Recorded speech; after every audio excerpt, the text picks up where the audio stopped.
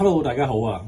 如果大家有緣嘅睇咗上一集《了凡四訓》，然後再睇呢集嘅話咧，希望大家都會有一個善有善報呢個嘅福報啦，希望可以臨到各位嘅身上啦咁至於點解今日要再拍呢一集咧？主要原因咧就係因為上一集《了凡四訓》之後咧，有好多觀眾嘅反應咧，都希望我想講多啲呢方面嘅一啲資訊啦咁所以今日咧想同大家咧再分享多一個故事先。主要咧係因為我想去 reinforce 大家，即係去加強大家呢一個嘅信念啊，好冇？嗱咁事不宜遲咯，我哋開始啦，好冇？咁樣㗎。咁話說咧，上次我講嗰個咧就係明朝嘅了凡。今日我想講嘅咧就已經去到清朝啦，咁咧就喺1813年，即係距離而家其實唔係好遠嘅啫，200年前喺清代嗰度咧有一個叫吳唐嘅人。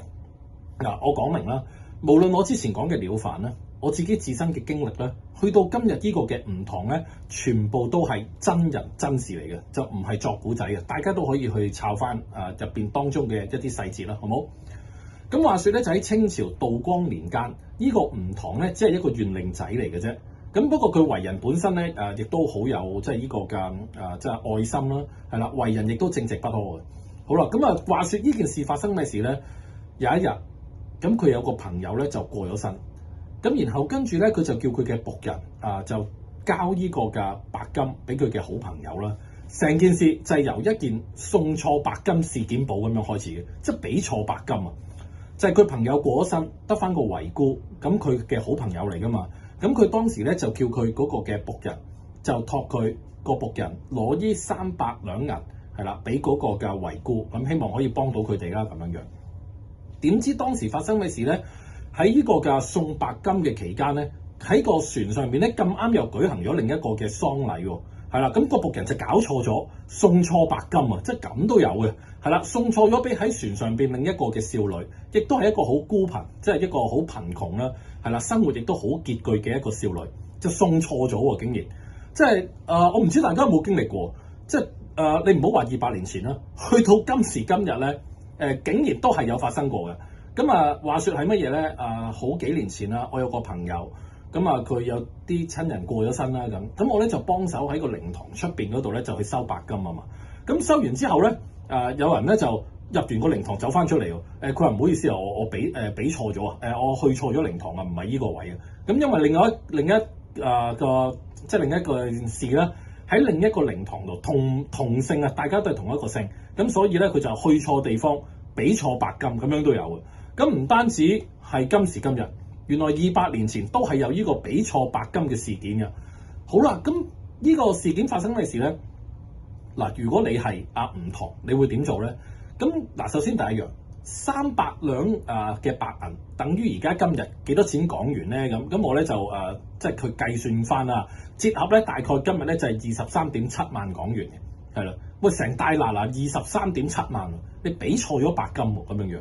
咁如果我係吳唐嘅話咧，老實講，我就點都收翻啲嘅啦，係啦。即係如果23.7萬，我可能收翻20萬咯。咁個3.7萬咧就當俾嗰個嘅嗰個貧窮嘅嗰個嘅少女啦，咁當錯有錯着啦。好，咁我哋又睇睇吳唐點樣做啦，好冇？吳唐知道呢件事件之後咧，其實你睇到佢嘅為人嘅，佢見到呢件事之後咧，佢唔單止冇鬧嗰個僕人，喂，你大嗱23.7萬港元，你俾錯咗喎，係啦，佢唔單止冇鬧，佢甚至乎咧即係了解咗成件事之後咧，知道喺嗰艘喪船上邊嗰個嘅少女咧，其實都孤苦無依嘅，亦都知道嗰個嘅情況係好凄涼嘅，係啦。咁佢就於心不忍，佢唔緊要啦，佢就話將錯就錯，就將呢300兩嘅白銀就轉送咗俾呢個嘅少女啦。咁好啦，咁跟住發生咩事咧？多年之後，時辰到啦，福報就翻咗嚟啦。跟住吳唐嘅仕途飛黃騰達，屢獲提拔，由之前講緊一個縣令仔，跟住一路咁樣提升，到最後直情做埋官至一品喎，去到一品大官喎，直情更加成為咗當時清朝嘅封疆大吏添啊，位極人臣喎咁樣樣。好啦，大家可能會覺得咁呢件事冇乜特別啫，咁你都係做咗一件善事。咁後來之後，咁你咪有個回報咯，咁都唔係咩特別嘢啊，係咪？咁都唔一定係同你當日送錯白金嗰件事有關添，係咪？OK， 大家聽埋就知啦。當日嗰嗰個受惠嘅少女，後嚟佢入咗宮，成為咗咸陽皇帝嘅一個嘅妃嬪，後來更加成為權傾朝野，隻手遮天。唔好話一人之下，佢冇人之下，萬人之上，係啦咁樣樣。咁所以咧，佢亦都記得當年吳唐點樣去幫佢，點樣俾錯白金，但係亦都冇收翻，係啦咁樣樣嘅情況。咁佢為咗要報恩，跟住所以點解吳唐可以屢獲提拔，到最後官拜一品嘅？咁至於呢個少女係邊個？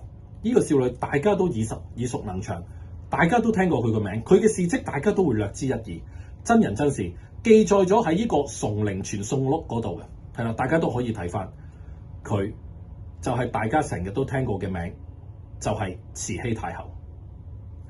所以咧，呢件真人真事嘅事蹟啦，希望咧大家可以去更加明白一樣嘢，有時就係話人為善，即係福雖未至，但係禍已遠離啊嘛。相反，人為惡，禍雖未至，但係福已遠離啦。咁希望大家咧可以即係睇翻今次呢件事件啦，嗰個嘅送錯白金嘅事件啊，竟然造就咗吳唐到最後一生嘅仕途係可以咁樣平步青雲嘅。我相信佢當日亦都冇諗過真真正正嘅善有善報啊！咁啊，今日嘅分享咧就嚟到呢度。咁啊，如果大家都中意聽呢類嘅故事嘅話咧，咁我亦都唔介意再開多幾集嘅。咁啊，睇大家各位嘅反應啦。咁 anyway，咁今日嘅分享嚟到呢度。咁啊，祝各位咧嚟緊呢一生咧都可以福報滿滿啦。有機會嘅話，下集再同大家見面。